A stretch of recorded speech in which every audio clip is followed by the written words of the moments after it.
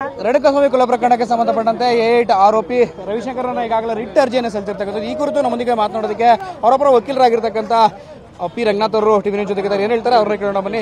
Sir, ಇಡೀ ಪ್ರಕರಣಕ್ಕೆ ಸಂಬಂಧಪಟ್ಟಂತೆ ನೀವು ಈಗಾಗಲೇ ಹೈಕೋರ್ಟ್ನ ಮುಂದೆ ರಿಟ್ ಅರ್ಜಿಯನ್ನು ಸಲ್ಲಿಕೆಯನ್ನು ಮಾಡಿದ್ದೀರಾ. ಅಕ್ಯೂಸ್ಡ್ 8 ಅಂದ್ರೆ ಆರೋಪಿ 8 ಅವರ ಪರವಾಗಿ ನೀವು ರಿಟ್ ಅರ್ಜಿಯನ್ನು ಸಲ್ಲಿಸಿರ್ತಕ್ಕಂಥದ್ದು ಏನು ಸರ್? ಆಕ್ಚುಲಿ ನೋಡಿ, ಈ ನಾನು ಈ ಹಿಂದೆ ಮ್ಯಾಜಿಸ್ಟ್ರೇಟ್ ನ್ಯಾಯಾಲಯದಲ್ಲಿ ಈ ಒಂದು ವಾದವನ್ನು ಮಂಡಿಸಿದ್ದೆ. ಅಂದರೆ ಬಂಧನಕ್ಕೆ ಸಕಾರಣಗಳು ನೀಡದೆ ಬಂಧಿಸಿದ್ದಲ್ಲಿ ಹಾಗೂ ರಿಮ್ಯಾಂಡ್ ಅರ್ಜಿಯ ಒಂದು ನಕಲು ಪ್ರತಿಯನ್ನ ಆರೋಪಿ ಅಥವಾ ಅವರ ವಕೀಲರಿಗೆ ನೀಡದೆ ರಿಮ್ಯಾಂಡ್ ಪೊಲೀಸ್ನವರು ಸಲ್ಲಿಸಿದ ರಿಮ್ಯಾಂಡ್ ಅರ್ಜಿಯ ಮೇಲೆ ಆದೇಶ ಹೊರಡಿಸಿದಲ್ಲಿ ಇದನ್ನ ಅಂದ್ರೆ ಈ ರಿಮ್ಯಾಂಡ್ ಹಾಗೂ ಬಂಧನವನ್ನೇ ಮಾನ್ಯ ಕರ್ನಾಟಕ ಉಚ್ಚ ನ್ಯಾಯಾಲಯದಲ್ಲಿ ನಾವು ರದ್ದನ್ನ ಕೇಳಿದ್ದೀವಿ. ಪ್ರೊಸೀಜರ್ ಲ್ಯಾಪ್ಸ್ ಆಗಿದೆ ಅಂತ ನೀವು? ಹೌದೌದು, ಖಂಡಿತ ಪ್ರೊಸೀಜರಲ್ ಲ್ಯಾಪ್ಸ್ ಆಗಿದೆ, ತಾಂತ್ರಿಕ ದೋಷಗಳು ಕಂಡು ಬರ್ತಿದೆ. ಅಂದ್ರೆ ನೋಡಿ, ಈ ಪ್ರಬೀರ್ ಪುರ್ಕಾಯಸ್ತ ಇದನ್ನ ಬಹು ಮುಖ್ಯವಾಗಿ ಇದನ್ನ ತಾವು ಗಮನಿಸಬೇಕು. Prabir ಪುರ್ಕಾಯಸ್ತ versus state of Delhi ಈ ಪ್ರಕರಣದಲ್ಲಿ ಇದೊಂದು ಭಯೋತ್ಪಾದನೆಗೆ ಸಂಬಂಧಪಟ್ಟ ಪ್ರಕರಣ ಆಗಿರ್ತದೆ. ಈ ಪ್ರಬೀರ್ ಪುರ್ಕಾಯಸ್ತ ಪ್ರಕರಣದಲ್ಲಿ ಏನಾಗಿದೆ ಅಂದ್ರೆ ಈ ಬಂಧನಕ್ಕೆ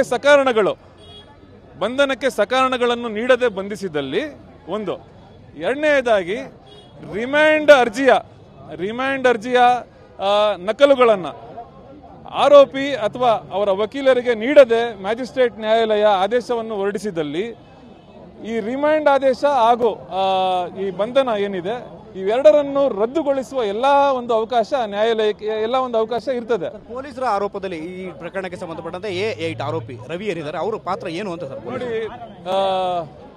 ಈ 8ನೇ ಆರೋಪಿಯ ಮೇಲೆ ಇರತಕ್ಕಂಥ ಆರೋಪ ಏನಂದ್ರೆ ಈತ ಒಬ್ಬ ಕಾರು ಚಾಲಕ. ಈ ಮೃತ ರೇಣುಕಾಸ್ವಾಮಿಯನ್ನ ಚಿತ್ರದುರ್ಗದಿಂದ ಕರೆದುಕೊಂಡು ಬಂದಿರ್ತಾನೆ. ಅನಂತರ ಇಲ್ಲಿ ಏನೊಂದು ಆತನ ಮೃತದೇಹವನ್ನ ಡಿಸ್ಪೋಸ್ ಮಾಡೋದ್ರಲ್ಲಿ ಆತನ ಪಾತ್ರ ಇರ್ತದೆ ಅನ್ನೋದು ಪೊಲೀಸರ ಒಂದು ಆರೋಪ.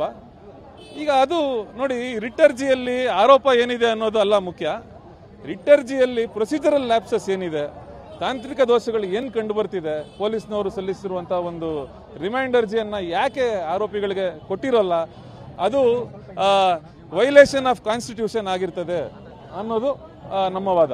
ಗೌರವಾನ್ವಿತ ಹೈಕೋರ್ಟ್ನ ಮುಂದೆ ಯಾವತ್ತು ಅರ್ಜಿ ವಿಚಾರಣೆಗೆ ನೋಡಿ, ಸೋಮವಾರ ನಾವು ಅಡ್ವಾನ್ಸ್ ಮೆಮೋವನ್ನು ಸಲ್ಲಿಸೋರಿದ್ದೇವೆ.